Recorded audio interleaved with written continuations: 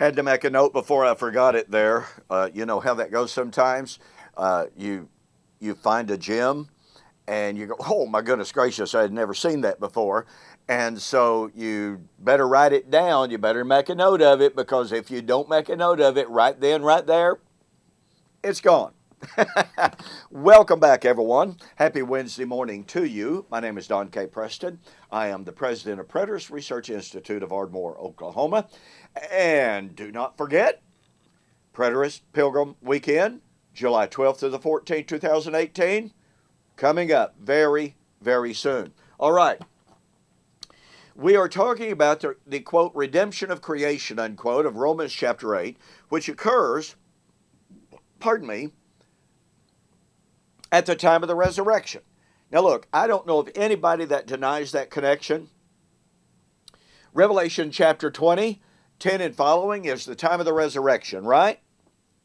Followed immediately by, in other words, the resurrection ushers in the new heaven and new earth, the new creation, the new Jerusalem. It's that simple, it's that undeniable. So when we talk about the new heaven and new earth, as foretold by the Old Testament prophets, even though, for instance, even though Isaiah chapter 51 does not explicitly mention the resurrection, by talking about the passing of heaven and earth and the creation of a heaven and earth, it is implicitly discussing resurrection. Theologically, you can't talk about the new heaven and the new earth without talking about, inclusively, the resurrection. You know, I'm somewhat amazed at times when people say, well, you know, okay, I agree that the Lord came at AD 70. I agree judgment happened at AD 70, but not the resurrection. Folks, those all go together in the eschatological discussion, in the narrative. So anyway, I've shared with you over the last couple of videos Isaiah chapter 51. God called on Israel to look to Abraham and his promises. Those promises were given and they were seen far off. But don't forget, Jesus said, Abraham longed to see my day, and he saw it and he was glad. John 8:51 and following. So Abraham saw it far off, which was Jesus' day, 1900 years. Yeah, that's a long time. Isaiah foresaw a city, a country, and resurrection. Hebrews chapter 11, 13 to 16, 11:35. So here in Isaiah 51, in which the discussion is the Abrahamic promise, the promise is the passing of the old creation, Isaiah 51, 5 and following, at the time of the giving of a new covenant. Now, oh my goodness. I've already shown you yesterday's video. Please go back and watch that.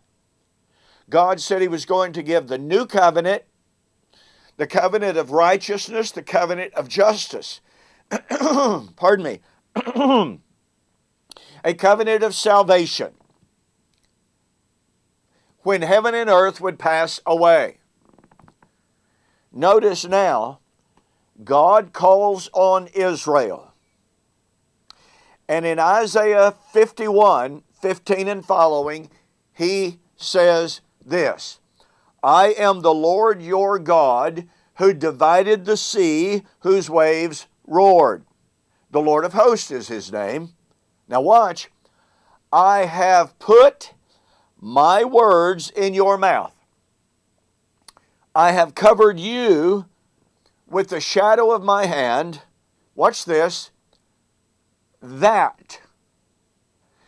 Now in the Septuagint, the word that it would be haina, which means in order that. So let me read that again. I have put my words in your mouth. I've covered you with the shadow of my wings in order that I may plant the heavens, lay the foundation of the earth, and say to Zion, you are my people. What? Did you catch the power of that? I put my word on your lips. I covered you with the shadow of my hand in order to create heaven and earth.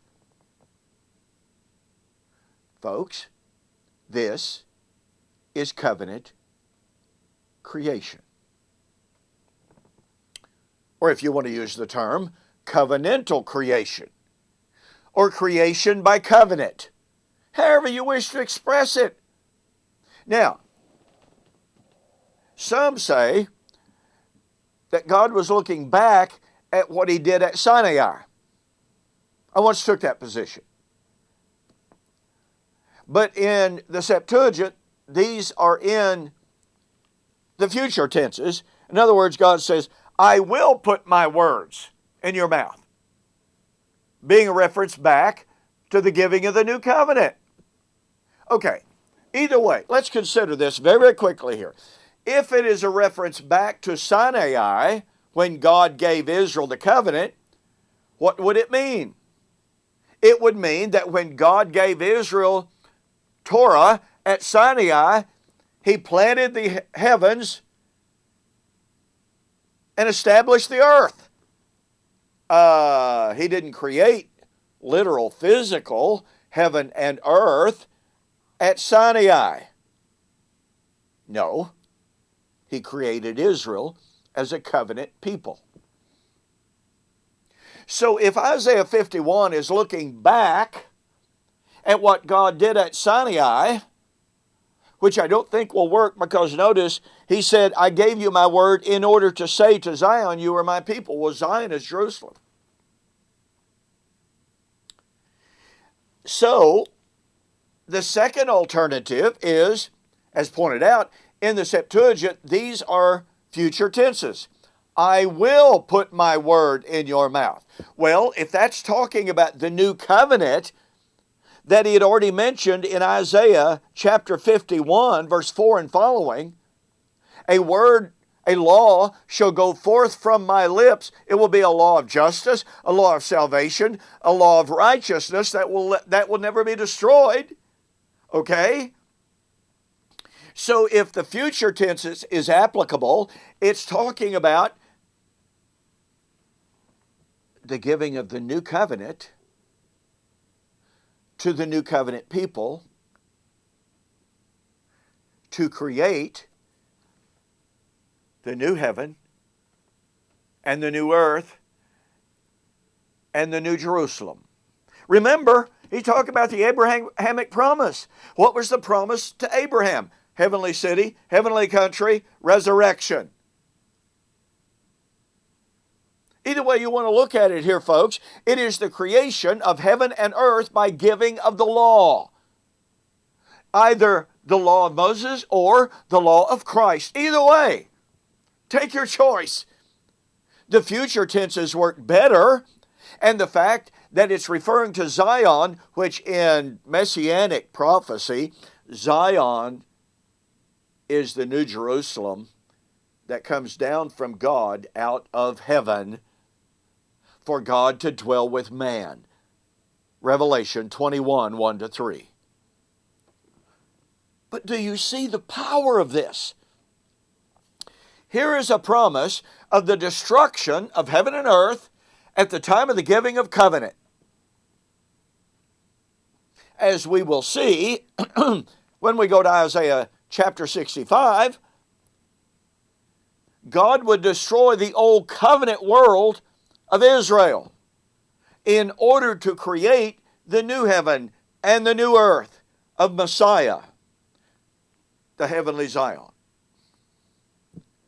But you see, the bottom line here is there is no way to make this a reference to literal physical creation. Now look, if the giving of the law, either Torah or the gospel, is for the laying of the foundation of the earth, of the heavens and the earth, then that means that the destruction of the heaven and earth that's already been destroyed, already been discussed, is not talking about literal creation.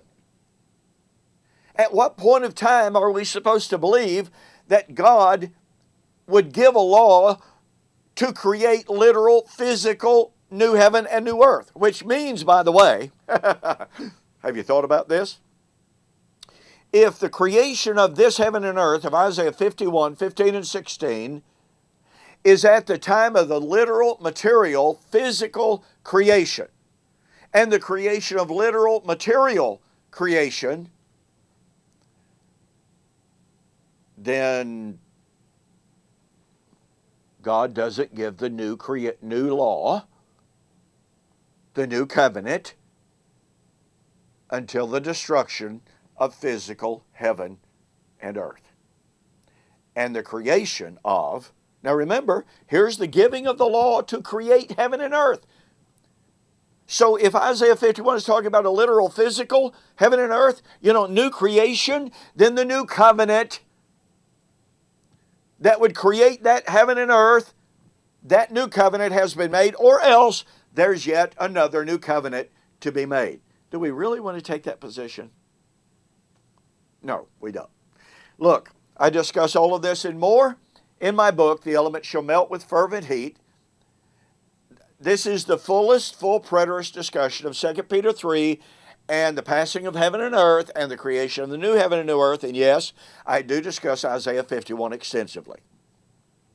Go to my website, donkpreston.com, bibleprophecy.com. Order a copy of this book, okay? Be sure to include a note that says you saw the offer on YouTube or Facebook, and I'll refund your shipping, okay? Thanks so much for joining me for this morning's morning musings. I sure hope you catch the power of what we've shared with you this morning. It is awesome. And we've got more. So we'll see you on the flip side.